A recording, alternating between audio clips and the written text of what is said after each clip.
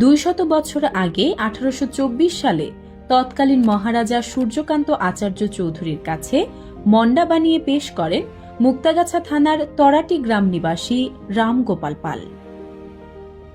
এই মন্ডার স্বাদ জমিদারকে এতই মুগ্ধ করেছিল যে সেই সময় থেকেই মন্ডা জমিদার বাড়িতে স্থায়ী আসন গেড়ে বসে।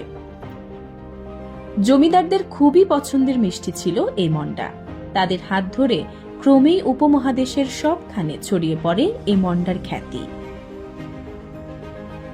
মন্ডা সৃষ্টির পেছনে কথিত কিছু ইতিহাস আছে।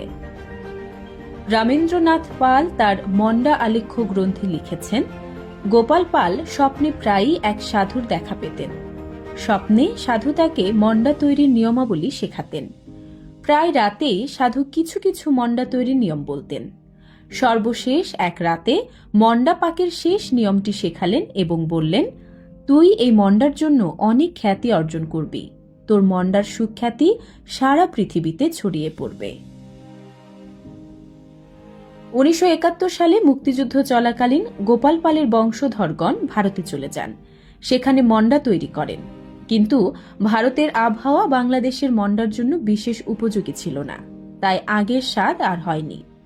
অবশেষে মুক্তিযুদ্ধের পর পুনরায় ফিরে এসে সেই একই স্থানে মন্ডা তৈরি আরম্ভ করেন। যুদ্ধের সময় মন্ডার অনেক উচ্চ প্রশংসাপত্র হারিয়ে গিয়েছে।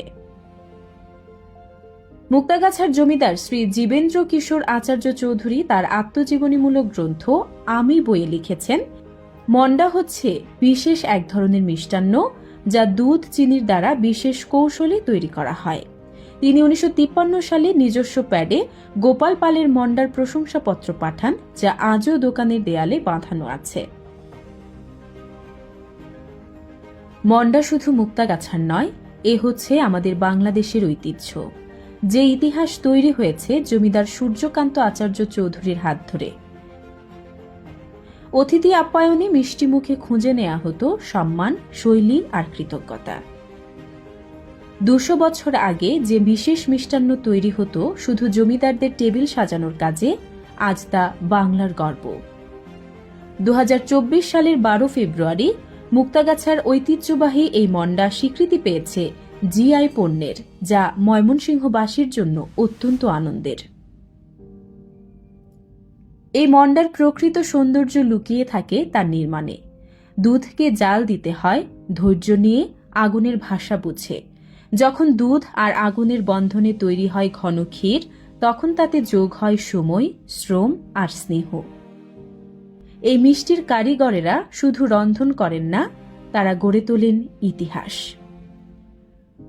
সময়ের সঙ্গে সঙ্গে মানুষ বদলায়, রুচি বদলায়, তবু কিছু কিছু সৃষ্টি থাকে যার চারপাশে তৈরি হয় স্মৃতি, ভালোবাসা আর আত্মীয়তা। মুক্তাগাছার মন্ডা হয়ে উঠেছে তেমনি এক অনুভূতির বাহক। একটি অঞ্চলের গল্প শুধু তার মানুষ দিয়ে লেখা হয় না, লেখা হয় তার হাতে গড়া ঐতিহ্য দিয়ে। মুক্তাগাছার মন্ডা সেই গল্পের একটি মিষ্টি অনুচ্ছেদ, যেখানে আছে প্রজন্মের ঘাম, মাটির গন্ধ আর এক চিরকালীন বেঁচে থাকার আকাঙ্ক্ষা।